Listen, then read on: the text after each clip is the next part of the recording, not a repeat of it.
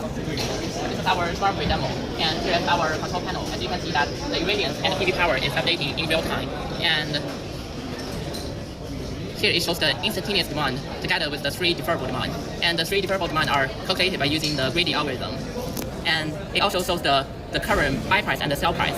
And the dark green one is the actual buy price, and the light green one is the predicted price by using the LSTM model. And here is the energy decision graph. And the blue part is we decide to control the supercapacitor to store the energy, and the red part is to extract energy.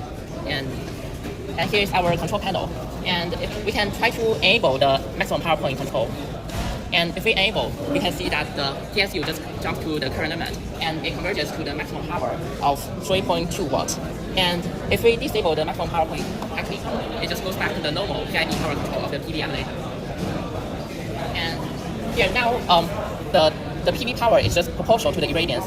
And as the irradiance increases, the PV power also increases proportionally. And we can also control the capacitor by manual overdrive. If we click on store, the capacitor energy will increase by 5 joules within 1 peak. And we can store again. And then we can try to extract the energy. So each energy step is 5 joules.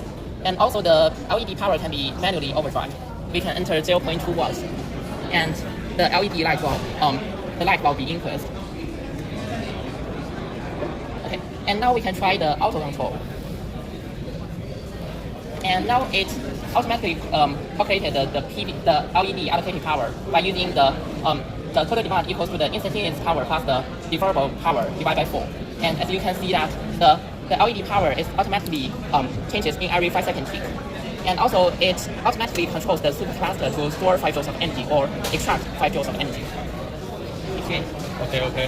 So here is our model. So this model is just produced. The predictions is made by the past 16 ticks. 60 ticks, and then we just input the sequence data inside our LSTM models after the training. And so here we can see like the predictions is quite like precise, but it's just because of this big noise. And but the noise is a part of the data, so we just cannot remove them. But we can see the tracks almost correct. And here is the management of the deferrable task, and we can see like the most of, we use just a simple greedy algorithm, which we just like to simulate the kind of score for each tick, and we just try to push the task into ticks as much as possible. So we can see that most of the demand is just managed into the peak of the day, like about 27 to 13 or this range. It's just because in this time the simulations it just has the most sun illuminations with the lowest price of the electricities. And also for the PV power graph, this part isn't proportional because we enable the maximum power point tracking at this point. And beginning from that point, actually the PV power is proportional to the irradiance. Okay. So here is an energy decision like we made by our trained models. We just use the PPO models with the transformers, and here is the decision we made. So the model it just say that for this point, and we need to buy energy here. It's just because like here the price is very low, and here is also the price is very low, and here like the right one it means like we sell the energy to the grid. It's just because like the price here it just has the highest prices to sell. So we buy the electricity in the low price and sell them in the high price. So in this we can minimize the cost here.